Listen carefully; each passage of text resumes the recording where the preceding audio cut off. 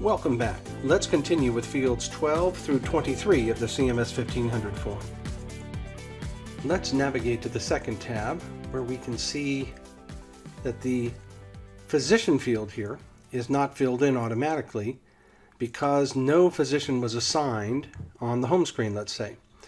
Now, in this case there really was, but I deleted it. I just wanted to show you that if a physician is not assigned on the home screen, you can again do a relookup after you've assigned the physician on the home screen, or you can manually enter that information here. So we'll enter Nicole here and it automatically pulls in the qualifier, her or his name, and NPI number right there. This area normally would have a diagnosis code because back in the sales screen you might recall that we can do an assignment, and anything that's entered into this area here, we'll close that, come back to the CMS area here. Anything that's entered there is automatically carried forward to this area here.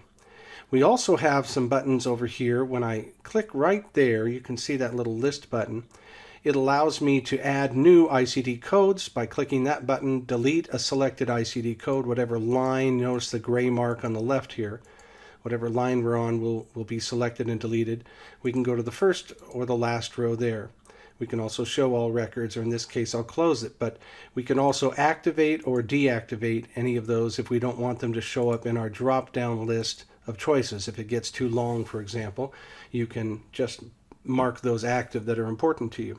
So that's what this button right here does, right there. We're going to generally leave 0 since we no longer use ICD-9 codes. We'll leave that set to 0 as the default. We also have some buttons that will enter the primary and secondary codes. I'll show you what that means. Let's go back to the home screen again.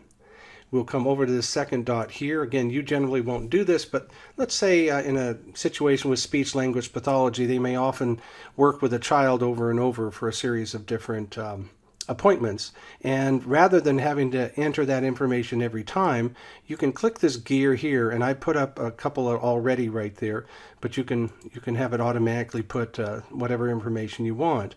Let's go to the secondary payer.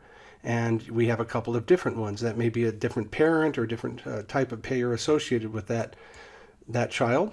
So let's go now to back to the invoicing area. Just wanted to show you where that's coming from. We'll go to any CMS area. I'm going to relook up my, not relook, I meant to do this, find pending claims. And we'll go back to Jennifer so I can continue to show you that. So when I click now this star here, I'll just flash it a couple times there. When I click that, it pulls in that information that I automatically had entered before. So I can backspace over that, or I can clear that right there. I can also put in the secondary information or clear that. So that's just something to keep in mind, that it will pull that information if you're going to need to have that populated on future claims and don't want to have to enter it every time. So other than that, this area is relatively straightforward. You may have to manually enter some information into all these other fields, but for the most part, the important fields are filled in automatically.